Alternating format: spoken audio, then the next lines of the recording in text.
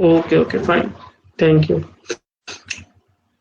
So guys, first of all हमारे पास जो क्या बोलते हैं वेब डेवलपमेंट है, तो अभी भी कुछ स्टैंडर्ड एक तरह से जो भी हम बनाते हैं, ठीक है, तो आपने अब देखा ही होगा कि आई वगैरह इसमें जुड़ गया हुआ है बीच में, ठीक है। कोई भी चीज है, अगर मतलब स्मार्ट वॉच आ गई, ठीक है, स्पीकर्स आए, अलेक्सा वगैरह, ये सब कुछ अब ये जुड़ता है साथ में चीजें स्मार्ट बनती जा रही है। और मतलब हमारे जो गैजेट्स हैं उनको स्मार्ट बना रहे हैं with the help of some AI और सम वेब सर्विसेज, ठीक है। तो मोस्ट ऑफ यू अगर किसी ने काम करा हो इस पे, वेब सर्विसेज या एपीआई पे, any one of you?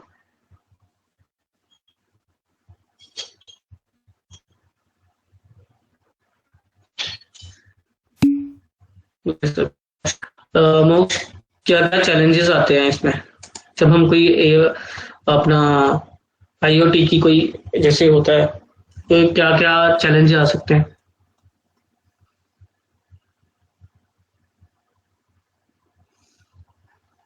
Do I make you presenter if you want to speak?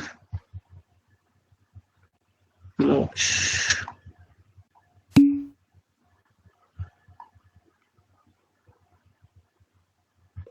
Okay.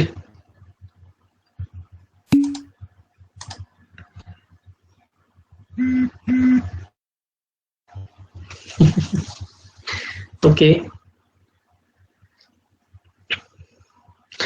So maximum इसमें जो फ्यूचर ऑफ वेब सर्विसेज में बताया गया है कि क्या है कि जैसे आपने अमेजोन वेब सर्विसेज के बारे में पढ़ा होगा, ठीक है, और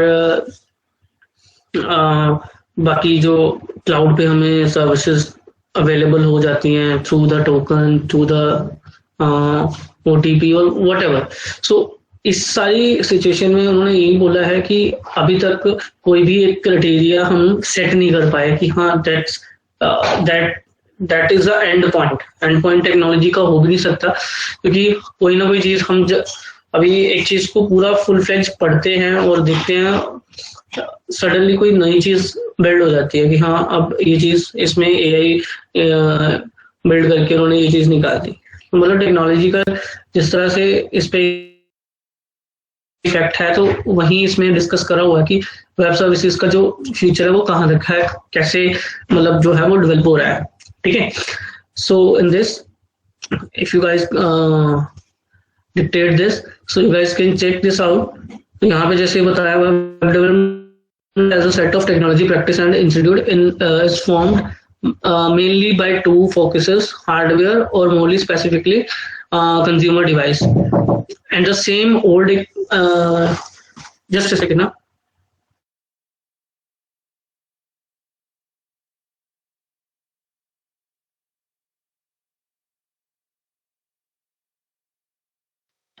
And the same old internal parachute of financial thing when talking task of predicting the future of web development and investigation of these two should be our starting point. तो मतलब हार्डवेयर और कंज्यूमर, तो मतलब जब भी हम कोई web services या कोई भी डिवाइस आपके पास बन के आती है, that should be based on what, that should be based on the daily routine. Okay, कि डेली रूटीन में हम चीजों को आसान, कितना आसान कैसे कर सकते हैं। अब अगर वो अलेक्सा का अगर हम ले ले, तो पहले क्या होता था, टेप रिकॉर्डर थे, जाके ऑन करो, ठीक है, फिर पावर बटन प्रेस कर, पहले स्विच ऑन करो, फिर पावर बटन प्रेस करो, फिर उसमें रिवाइंड करो, फॉरवर्ड करो। तो ये सारी चीजें पहले टेप रिकॉर्डर के टाइम पे ये था, ठीक है। उसके बाद क्या हुआ कि हमारे पास क्या बोलते हैं, कुछ ऐसी टेक्नोलॉजी आ गई कि जिससे हम क्या कर सकते हैं,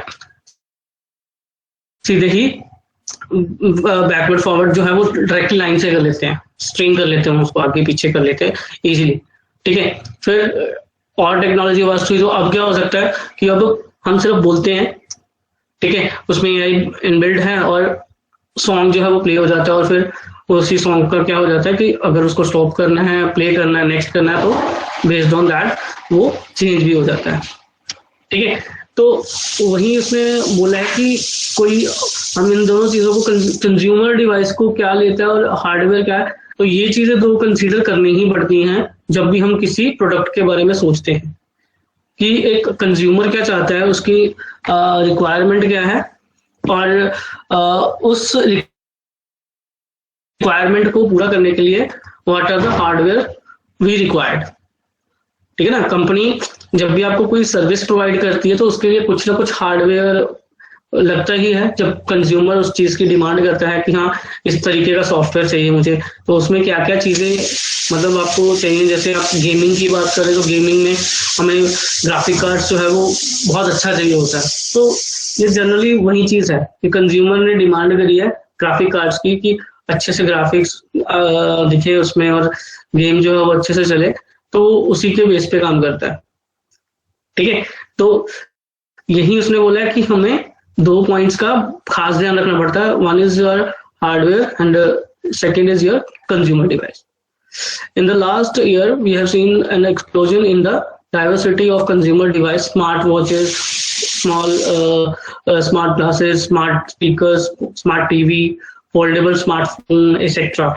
So in this age of IoT, Internet of Things, we are hardly surprised when new thing puts the smart hat on the joins and joins the club. तो मतलब अब ये चीजें इतना सरप्राइज नहीं कोई चीज। अब कोई हम स्मार्ट वर्ड के साथ कोई गैजेट्स का नाम सुनते तो ये चीजें अब क्या है हमें ज्यादा सरप्राइज नहीं करती, क्योंकि हमने बहुत सारी अब चीजें ऐसी सुन ली हुई है, स्मार्ट ग्लास ये वो सब सुन लिया हुआ, तो इस वजह से ये चीजें जो है वो ज्यादा हार्डली हमें सरप्राइज करती हैं। ठीक है, a greater diversity of the device means a greater diversity of the platform and of the types of shapes of input and outputs. Long gone are days of single web app or a website for a limited range of device. तो मतलब अब हमें इसमें simply उसने क्या बोला हुआ कि पहले क्या होता था कि we have some range और we have some limitations to operate our website or app. ठीक है, बट नाउ डेज क्या हो रहा है, पहले CSS थी तो बहुत लिमिटेड डिवाइस पे हम उसको एग्जीक्यूट करते थे। Now we have a bootstrap. तो बूटस्ट्रैप में क्लासेस ही ऐसी बना दी कि you can execute your website over a very small device और very large device, and based on that, based on the size, it will adjusted automatically. तो it is also a smart thing through our coding, through our inbuilt CSS bootstrap। तो वैसे ही कुछ इसमें बोला है कि अगर हमें आगे कहीं क्या करना है, बिल्ड करना है, तो हमें क्या सोचना पड़ता है, हमें जब भी कोई चीज बनानी है, so that means building them in a such a way that would enable us to customize them easily to any existing device, but also to be prepared for the next new thing। ठीक है, अब next new things हमें नहीं पता कि उस device, हमने जो डिवाइस बनाई है, तो मैंने आपको लास्ट टाइम भी एक बार बताया था कि there are some test cases जिसमें हम क्या करते हैं, there is a stress testing, ठीक है, अपर बाउंड, ठीक है, लोअर बाउंड टेस्टिंग, ऐसे कुछ बहुत सारे स्टब्स आते हैं, ठीक है, जो आपको रिवीजन करते हैं, जिसमें क्या बोलते हैं, हर चीज की रिवीजन होती है बार बार। ठीक है, जो वर्जनिंग होती है कि एक वर्जन आया फिर दूसरा वर्जन आया फिर, तो हम स्टब यूज करते हैं उसके लिए, जो टर्म्स है दैट विल बी स्टब। सो वो हम यूज करके इसको आगे लेके चलते हैं। यही उसमें बताया गया है कि if you are building something, so you have to build at the thinking of कि वो आगे के लिए भी काम आए। आगे कोई अगर हमें कोई एग्जिस्टिंग हमारी एप्लीकेशन है, अगर उसमें कोई चेंजेस आता है या टेक्नोलॉजी नहीं आती है, तो वो उसको इजीली क्या करे, अडॉप्ट कर सके। Clear? Next, future of SOAP. The SOAP protocol is already a couple of years old, and one of the original version become what is now called XML RPC, a simple popular alternative to solve. So यहाँ पे उसने सारा वो SOAP का versioning बताई है। ठीक है, so there are I think 4 versioning उसने बताया था कि 4 हमें रिलीज करा हुआ है, ठीक है, 4 तक रिलीज हुआ, 4 टाइम इसकी, हाँ यहाँ पे देखो।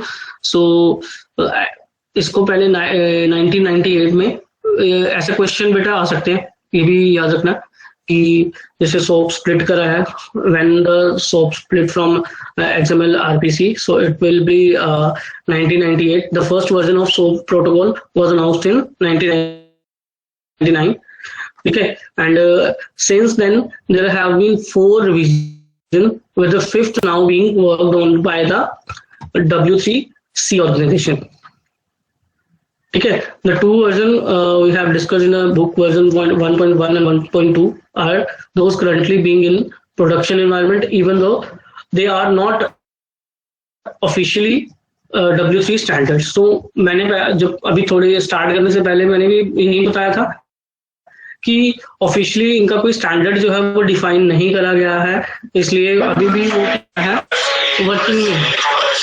जस्ट करके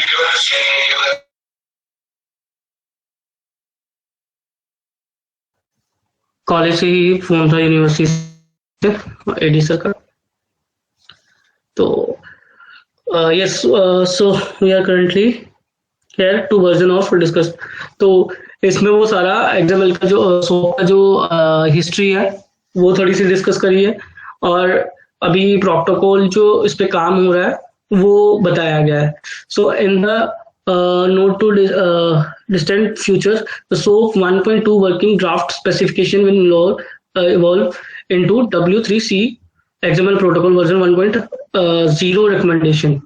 तो मोस्टली ये वाला जो वर्जन है उन्होंने रेकमेंड करा है, which will be the first standardized version of the protocol. There should not be many changes between SOAP 1.2 and XML protocol 1.0.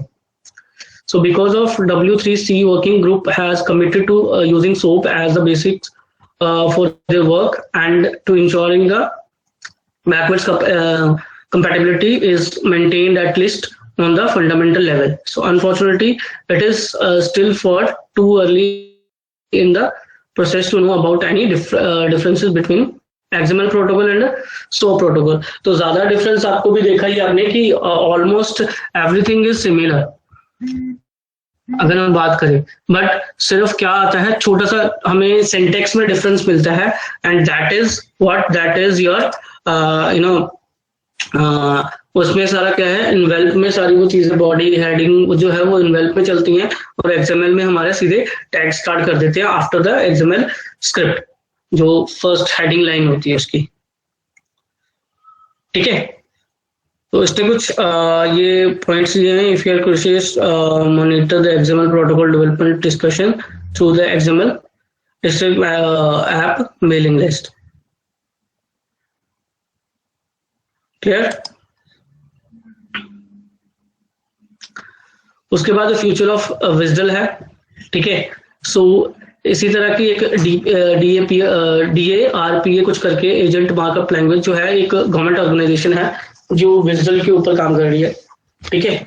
एक ऑर्गेनाइजेशन जो इसको फंडिंग करती है, ठीक है, विजडल और एक्सटेंशन वगैरह जो भी बनते हैं या कुछ भी है, वो सारा फंडिंग इसी के थ्रू हो रहा है, ठीक है। अगर आप इसको गूगल करोगे तो आपको इसके बारे में पूरी इंफॉर्मेशन मिल जाएगी कि ये जो ऑर्गेनाइजेशन है फंडिंग कर रही है बेस्ड ऑन विजडल एप्लीकेशन, मतलब जो भी आपकी जो एप्स बनती हैं या कुछ भी बनता है बेस्ड ऑन विजडल एप्लीकेशन, ठीक है। सो DAMLS is a based of resource description framework, जो आपका हमने UDDI वगैरह करा था, ये उसी के बेस पे स्टैंडर्ड पे है। So this tends to make it more complex verbose and difficult to use the WSDL document or WSDL document. So that said, there are several lessons WSDL can learn from DAMLS.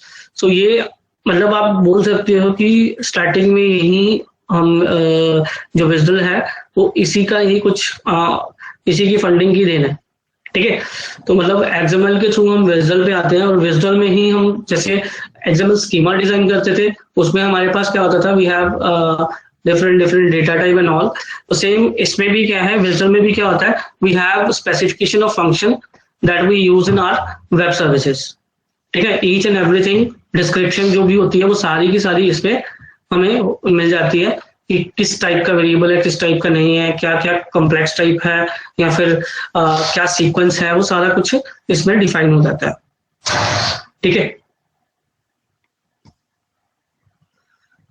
DMLS naturally supports the ability to extend the service description to include a wide variety of semantic and functional information such as security, quality और service etc. तो मतलब ये वही जैसे मैंने visual के बारे में हमने पढ़ा है कि it contain all the information. ठीक है। सिमिलरली यहाँ पे भी क्या है कि इसमें भी इंफॉर्मेशन होती है सारी चीजों की, सिक्योरिटी, क्वालिटी और सर्विसेज की। ठीक है। एस सिक्योर के लिए यूज करते हैं, जो यहाँ पे सर्विस या सिक्योर के लिए यूज करते हैं। ठीक है। सो ये हमारी पूरी सर्विस के बारे में बताती है कि कौन कौन सी सर्विस जो है वो इसके अंदर है, जैसे यहाँ पे सिक्योरिटी, क्वालिटी और सर्विस एक्सेट्रा बताया हुआ है। सो DMLS naturally supports inheritance throughout the entire description, provide a rich mechanism for describing web services process, logical sequence और sequence of operations। तो ये सारा मतलब जैसे हम बात करते हैं precedence of operator and all, तो वो सारी डिस्क्रिप्शन इसमें हम पढ़ सकते हैं। ठीक है। WSDL does not support the sequence operation at all। ये चीज भी थोड़ा सा ध्यान रखना, इस तरह के क्वेश्चन आ सकते हैं कि DMS प्रोवाइड करता है क्या, logical sequence of operations, but WSDL does not support the logical sequence of operations. ठीक है। Allow service to implement multiple process. ठीक है। Then support a rich services advertisement description that provide information about who is providing the service, what is the provider, what the provider's capability are, and so on. WSDL does not include any advertisement information at all। तो ये भी एक difference आ गया दोनों में कि WSDL जो है वो एडवर्टाइजमेंट वगैरह की जो इंफॉर्मेशन है that will not provided by the WSDL document but it provides by the DMLS। ठीक है। These features of DMLS are likely to be part of next generation WSDL document। मतलब इस पे अभी काम भी हो रहा है और नेक्स्ट जो है वो WSDL जो है वो हो सकता है कि WSDL जो है वो DMLS के साथ हम रिप्लेस कर दें। क्लियर। जिसमें हमारे पास क्या क्या जो इसमें जो एडवांटेज बताया ना ओवर द WSDL, वो एक बार जरूर देख लेना। इसमें जो फ्यूचर एडवांटेज बताया, आपकी स्किल्स एकेडमी जो है उसमें फ्यूचर ऑफ वेब डेवलपमेंट का पूरा चैप्टर जो ये सेम पीपीटी उसमें ये सारे बताए हुए हैं। यहाँ पे आप अगर देखो स्क्रीन अगर मैं शेयर करता हूँ तो आपको वहां पे मिल जाएगा, लास्ट जो आपका मॉड्यूल है उसके अंदर ही है ये। Clear. Next, future of UDDI. UDDI is originally developed by Microsoft, IBM, and Ariba. So, and is now managed by the broad industry consortium of companies. The plan is to submit UDDI as standardization once version 3.0 of the specification is finished। तो अभी इस पे भी काम हो रहा है। ठीक है। UDDI वर्जनिंग पे भी काम हो रहा है और किसने डेवलप करी है वो आपको यहाँ पे दिख गया है। तो ऐसे क्वेश्चंस भी सबमिट हो सकते हैं।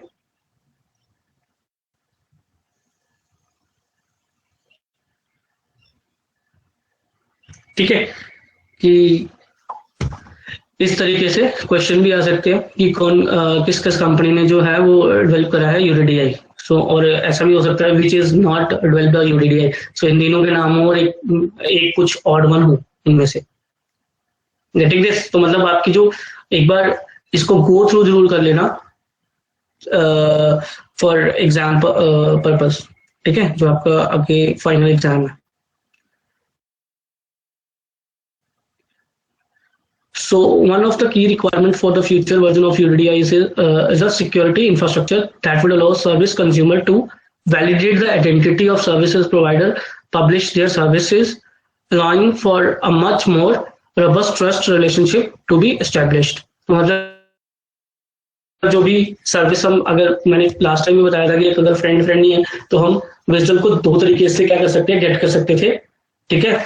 फर्स्ट क्या था, वो डायरेक्टली हम विजडल ले सकते हैं, अगर कोई हमारी सिस्टर कंसर्न ऑर्गेनाइजेशन है तो हम उनसे डायरेक्टली ले सकते हैं, otherwise we can find it over the UDDI. So अभी यूडीडीआई में इतना वो सर्विस को मतलब सिक्योरिटी नहीं है, तो वो चीज सिक्योरिटी को इम्प्रूव करने के लिए अब इस पे काम चल रहा है।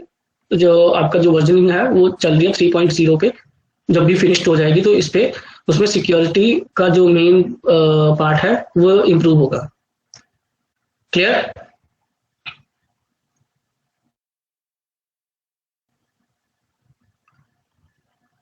ओके, सो कुछ क्वेश्चन है based on this. Let me share my screen. Hope कि आपने सबने अभी तक क्वेश्चन तो मेरे ख्याल से करे नहीं होंगे।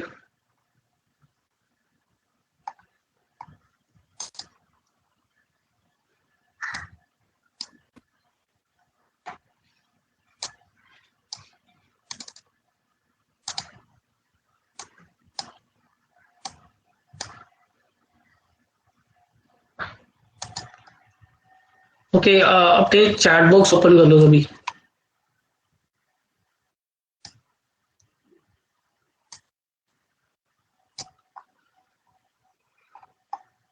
चलिए, फर्स्ट का आंसर देना क्या होगा? Is my screen visible? आपने कोई आंसर सिर्फ ए बी और सी ऐसे ही देने।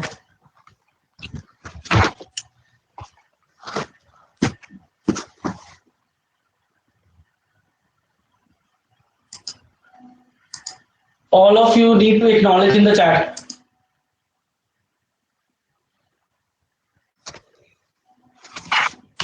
जिसका आंसर नहीं आया उसको मैंने क्लास से निकाल देना और अटेंडेंस एब्सेंट लगानी है।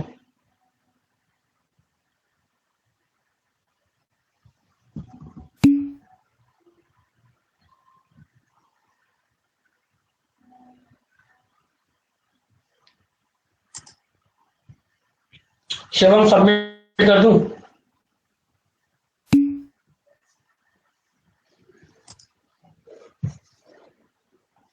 Okay, next question.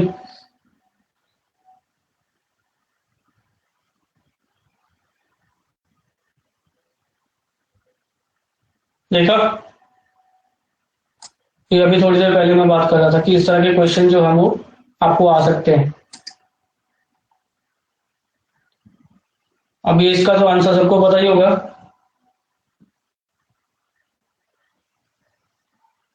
यस और नो?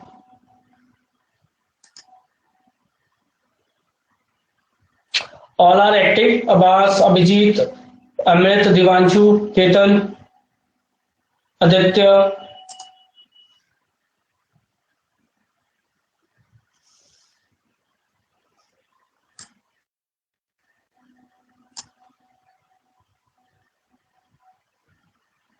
हर्षित। बी होगा इसका आंसर।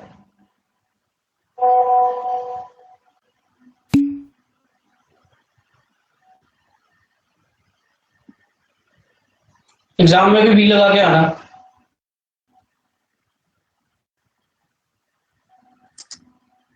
यस, अभी थोड़ी देर पहले ही मैंने, अभी अगर आप अपने वो पीडीएफ जो मैंने शेयर करा था, क्या बोलते हैं, पीपीटी शेयर करी थी, उसमें अभी अभी जस्ट बोल के हटा हूँ कि ये तीनों ने करा है। और हो सकता है ऐसा क्वेश्चन बन जाए कि इन तीनों के अलावा कौन सी कंपनी जो है वो इन्वॉल्व नहीं है।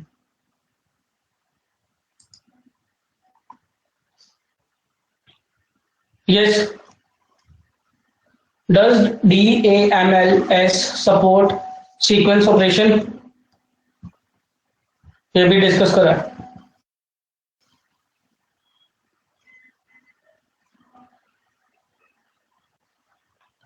यस और नो?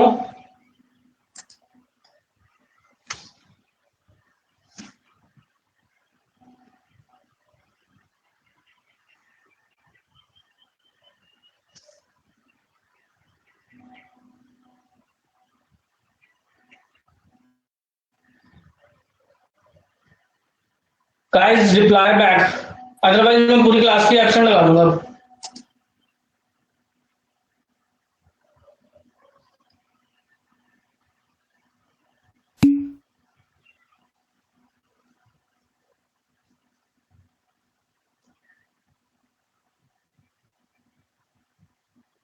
फिर दूसरा तरीका यही है कि फिर बीच बीच में मैं वो पोल वगैरह करवाऊं और उसमें जो रिस्पॉन्स करेगा ठीक है वो क्लास में रहेगा, फिर लास्ट टाइम की तरह वो रिमूव करता जाऊँ क्लास में से। That's a good option.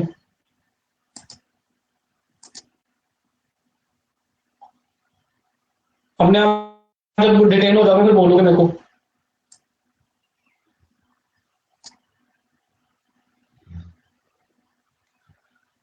Servlet filter is listed in web development description. Which filter request in Spring application context?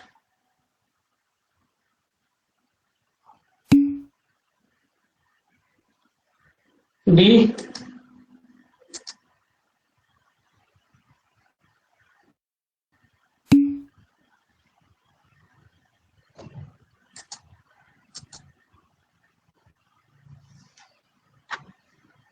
Servlet API to access security information of web application.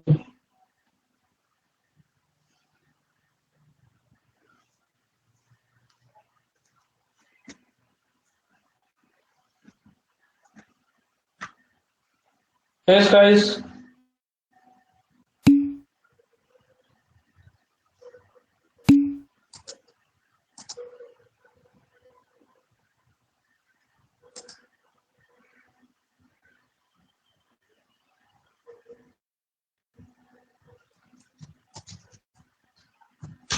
तो इसमें थोड़ा सा जो आपने टर्म्स यूज करी हैं अभी तक, इनके पूरे सबकी क्या बोलते हैं डिस्क्रिप्शन है, टर्म्स क्या यूज करते हैं और डिस्क्रिप्शन क्या है, वो एक बार जरूर देख लेना। बिकॉज जिस तरह एग्जाम चल रहे हैं ऑब्जेक्टिव टाइप, उनमें ऐसे क्वेश्चन आने की बहुत वो रहते हैं, चांसेस रहते हैं।